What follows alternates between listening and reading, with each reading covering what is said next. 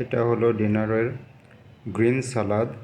এখানে কাঁচা মরিচ, পেঁয়াজ, আপেল, শসা, তারপরে হলো বিটরুট, তারপরে গাজর, সবগুলিকে গ্রেটিং করে একটু লেবুর রস দিয়ে সাথে একটু লবণ দিয়ে একসাথে মাখিয়ে নিব।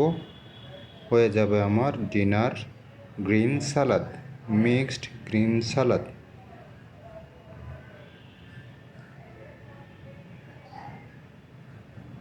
এই যে সুন্দর দেখাচ্ছে, কাঁচা মরিচ, পেঁয়াজ, শসা, বিটরুট, গাজর আর আপেল